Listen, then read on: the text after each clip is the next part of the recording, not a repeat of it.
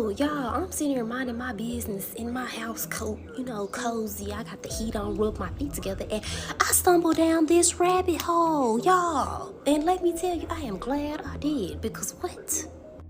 So, my auntie works at a place where, they send people who they think are one of those institutions, right? So she was telling me about this lady that they had there that was there because she was making claims of being from a different timeline, a different dimension, and somehow stated that she just woke up in 2024, right? Okay, you following me? Keep listening. So this lady came to the institution. She was admitted. They ran tests on her, and long story short, they ended up not being able to find any evidence that this woman was lying in any way, shape, or form. And I mean, every test that they ran and all the evidence that they did find honestly did support everything that she was saying. Like, they could not find a hole in her story at all. So this woman's story goes like this. She wakes up, it's 2024. She's looking around like, where am I? What's going on? And how did I get here? Right? Okay. So she ends up going outside and stumbling upon a stranger who she described as having colorful hair, face tattoos, and piercings, which scared the shit out of her, I can imagine. So she literally is looking around in this futuristic world compared to where she woke up from, and she asks this man, who looks very odd to her, I'm guessing, and she asks him, "Are you an alien? Where am I? What's going on?" So you can imagine straight out the gate, this man's probably thinking like, "Lady, who are you? Are you crazy? Like, go away." She proceeds to start telling this man, "I am from the 80s. When I went to sleep, it was 1984, I believe they said. And what year is it now? What's going on?" This man proceeds to tell her, "Baby, it is 2024. Like, did you bump your head before you went to bed? Because it's not the 80s. It hasn't been for quite a while." So the guy proceeds to ask her multiple questions about different things like the Mandela effect and so on and so forth. So he starts asking her questions about like the Bernstein Bears. Like I guess the Bernstein Bears, like were spelled different. And so he asked her, how did he remember them, and how did she remember them being spelled? She responded that she remembered the Bernstein Bears being spelled with the A. That's number one, with the A. Which would mean that she wasn't from today. She was from back then when it did have an A.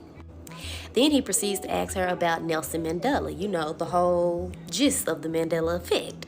And she tells him, yes, Nelson Mandela is the president in South Africa. At least when I went to sleep, he was. He's not dead. This man is still very much alive. So he's asking her all these different questions, and she literally gets every single last one of them correct for her being born or going to sleep in the time period that she said she went to sleep in. Okay? So at this point, the man is intrigued.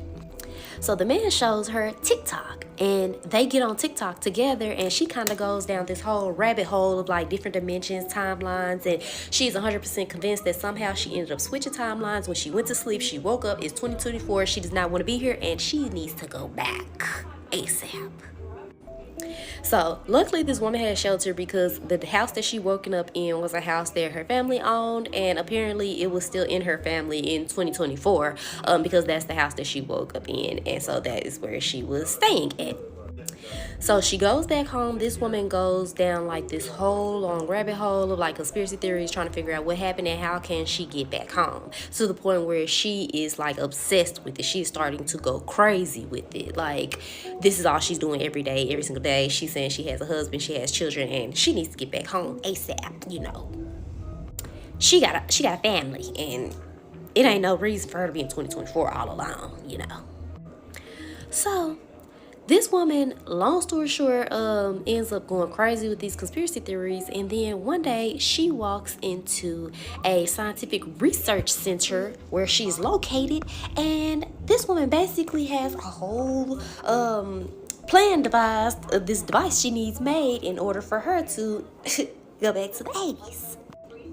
So that does not go over well, of course. The police ended up being called, and she kept coming back day after day, and which eventually led to her being instituted. Like they put her in a crazy house where she met my aunt. And she told my aunt her whole story. There's a lot of details and things that I'm leaving out. If y'all want them, I have to put it in a part 2. But yeah, which is where she met my aunt though. So she confided in my aunt, telling her, her whole life story, everything that was going on, and, how she was determined to make it back home. And she just did not understand, or could not understand, how she ended up here to begin with. But she was determined to make it back home. She had to make it back home to her family, her kids. And at this point, that was like her life's mission. This video is already too long. If you want to know what happened after that, then I'll do a part 2. Or if you have any questions about anything that I left out in this part, then yeah. But to me, that was just so crazy. And it made me kind of start going down a rabbit hole and going crazy too, because I started thinking, like, what if she isn't lying? Like, so many people just like to say that these things are lies, but what if this lady is not lying? Like, we have seen weirder and crazier things happen in this lifetime. And how did she get here? Because I want to go to sleep and wake up in a different time too. These are a list of stories that definitely make me feel like we were living in a simulation. Number 1, I remember this girl from my high school passing away in a car accident. She had driven into oncoming traffic because she was texting. I remember very vividly as my sister, myself, and a bunch of our friends went to her funeral. We lived in a very small town, so this was talked about for weeks.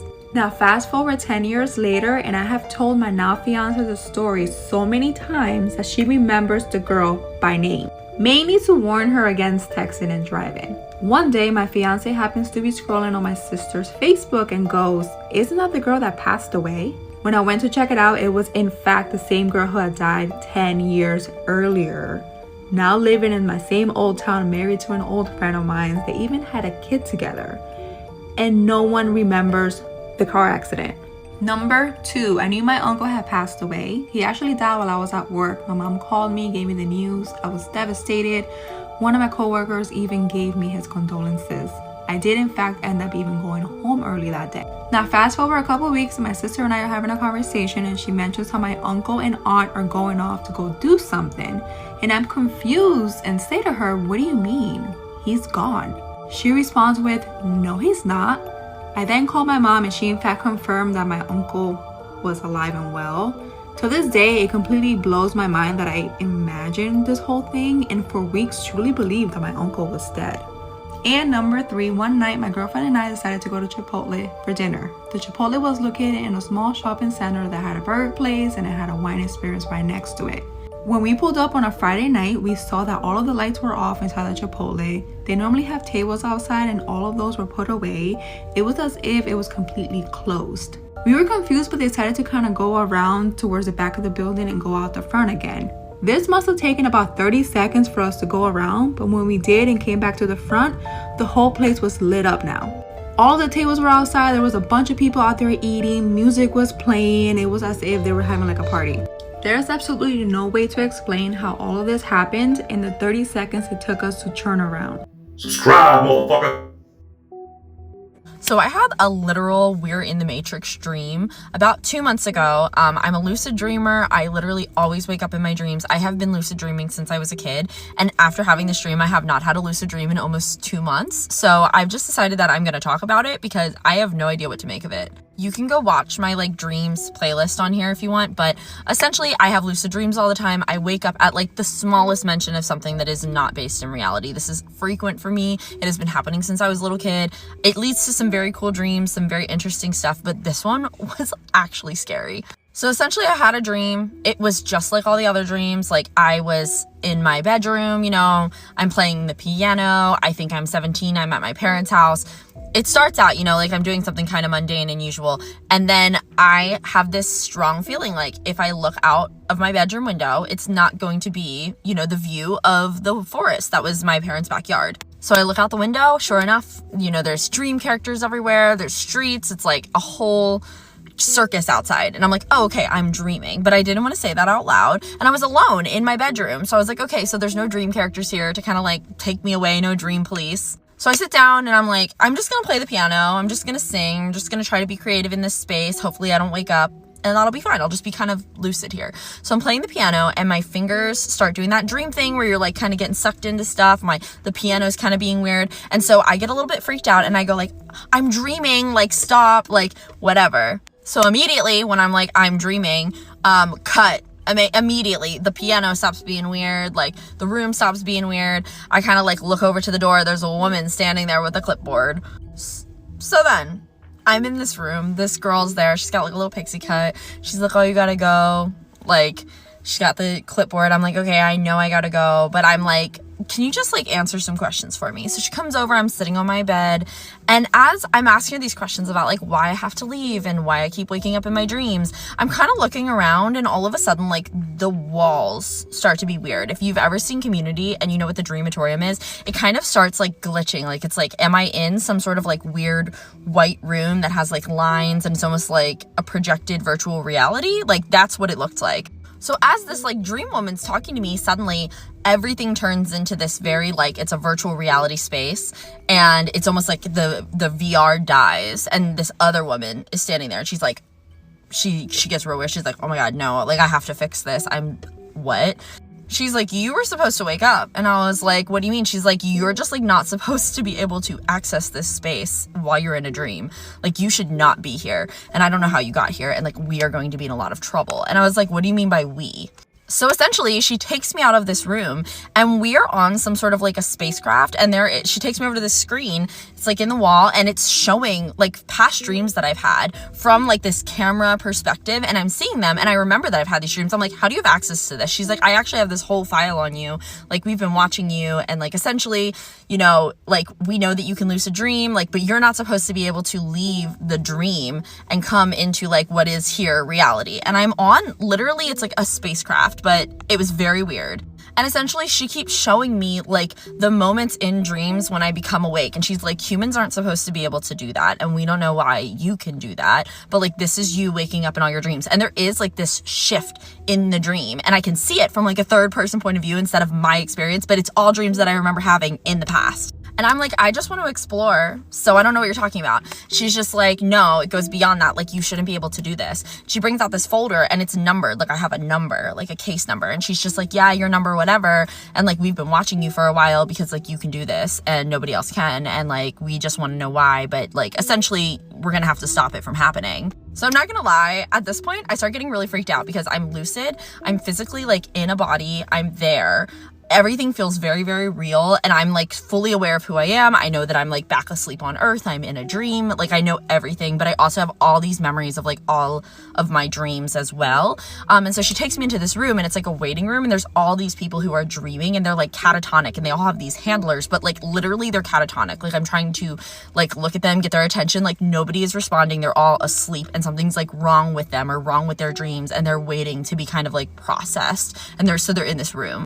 So then these like military people come up to me. They're not like United States military. It literally, like, I don't know how to explain it. They seemed human to me, but it felt like futuristic or alien or something. Like, I don't quite know. It was like this group of people. And they come and they like escort me to a bridge of some sort. Like not a full bridge, like the bridge of a ship. And this is where it gets really weird, but they start asking me about like vaccines or like shots or something. Like they're asking me about that. And I'm like, yeah, like I've got all the shots on Earth that I'm supposed to get. And they were just like, no, like something's wrong with your DNA. Like you're not supposed to be able to wake up here. Like we're going to have to give you this injection, and then you'll never be able to lucid dream again. And I was like, excuse me, what? And this handler woman's like, apologized. She's like, I'm really sorry that we have to do this, but like we have to do it. You can't be here. And so I'm just like, what are you talking about? They start talking about like B12. I don't know where that came from. They started talking about like certain genes, and then they put these like dots on my veins. I was like, get off of me. But I like can't wake up. I'm lucid, but I can't wake up myself at all. So essentially I have this conversation with these like higher ups, like whoever are the captain or whatever. And they're telling me that like, they're asking me questions. They're asking me about my experience. I'm asking them about like why I can't be there. They're kind of being like, well, that's classified, whatever. And then they like prepare this injection, and they give my handler like a shot, and they're just like, okay, you're gonna have to like take her back to the room, give her this injection, and she's never gonna be able to lucid dream again. And I'm like, what? So I get taken back to the room, right, with this woman, and I'm like, please don't do this. Like, I love lucid dreaming. I don't want to not be able to lucid dream. And I kind of asked her, I was like, what is the problem? She's like, she said something about like, I'm able to see beyond and I shouldn't be able to like push through the layers of that reality, but I can, and it's dangerous. So I was like, please don't do this. So then she goes and she leans in and she like doesn't give me the shot. She like squirts it out. She's just like, I'm actually a huge fan. Like, I've watched your videos, like I've been following you, and I've asked to be assigned to this case because I have been watching you essentially like your whole life. And I think this is like really amazing that you can do this. She's just sort of like, I'm going to help you out. And so essentially she told me to just try to like pull my consciousness back, try to be like as unconscious catatonic as I can be. And like I started crying and she's like, that's fine, but like you have to just like wake yourself up. So I just like pulled my consciousness back and I was like sobbing and I woke myself up. And then it was crazy because essentially like she was telling me like, if they find out I didn't give you this shot, like they're gonna come looking for you. They don't want you to be able to like dream like this again. And then when I woke up, I literally had like 104-degree fever. I was not sick when I went to bed, and then I woke up with this 104-degree fever. Felt like I was dying, and I was sick for like 4 days with like this horrible flu that came out of nowhere when I had that dream. And ever since then, I haven't had another lucid dream. Like at all. In fact, I'm having like weirdly normal dreams, like dreams about stressful things going on in my life, like dreams that would wake me up, and I have not had another lucid dream. So I don't know what to make of that. It really scared me. And to be fair, actually, like I got so delirious with fever. I was like, I told my fiance about this dream, and then I was like, I am going to like go back to sleep and I'm going to make a deal with the people that like if my fever breaks, and because it wouldn't break, like I was taking medicine, my fever would not break for like 3 days. I was like, if my fever breaks, then like I won't lucid dream anymore. And I went to sleep and I do not remember having any sort of a dream about that, but I did wake up, my fever was broken, and I have not had a lucid dream since. So I literally don't know what that means. And if anything, it's really hard to think about because I'm just like, it was so real, and I can very vividly remember being there for like the whole dream and what everything looked like and how futuristic and alien it was. And it was actually really scary. Like when I woke up, I was so paranoid that I wasn't going to be able to remember it. And I was so sick that it was like really hard to even like write it down. So yeah, I don't know if you guys have any thoughts or if anybody else has had any experience like this. Essentially, like I don't want to be like we are stuck in a matrix or anything like that, because maybe dreams are just weird things. But considering I've had psychic dreams, I have dreams about people's deaths, like when they die, I have like premonitions, and that's really connected to the real world. I'm just sort of like, I don't know what to make of this dream. And like I said, it's been 2 months and I don't think I've woken up in a dream since. So that's that. I want to hear all of your glitch in the matrix, unexplainable, weird stories because they are fascinating to me. And we can make this a series. This can be episode 1 because I have plenty of them. This one's my mom's. She was driving from Atlanta to North Carolina. It's the middle of the night. She's on the phone with my grandma, and my grandma is helping her over maps, Google Maps, because my mom was running out of gas and she was panicking a little bit because she was in the middle of fucking nowhere, okay? Finally, over the hill, she sees a lit up, beautiful gas station. So she pulls in, she pumps her gas, uses her card, and then she goes to walk in to pee before she leaves. So she's walking towards the door, and as she gets to the door, her mom called her and goes, "You ran out of gas, didn't you?" And my mom's like, "No, I'm at a gas station. Is my car, do you not see it?" She said, "No, your car's like parked in the middle of nowhere. Where are you?" And she said, I'm at a gas station." And as she's saying that, she goes to pull the door and it's locked. And she looks up and there's a close sign, and she was like, "Oh, I just got gas, that's weird." She turns around, everything's dark. No lights on, no people, no cars, bars on the windows, boarded up windows, a completely abandoned gas station. It makes me want to throw up thinking about it. So of course, like any normal human, my mom's like, I've lost my mind, or I've fallen into a different dimension. She speeds off, gets on the interstate, completely weirded out, looks at her gas tank, her gas is full. She got gas at this non-existent gas station. It's not on her credit card history, nothing. They go back, look on maps, there's no gas station there. Never figured it out. It's been years.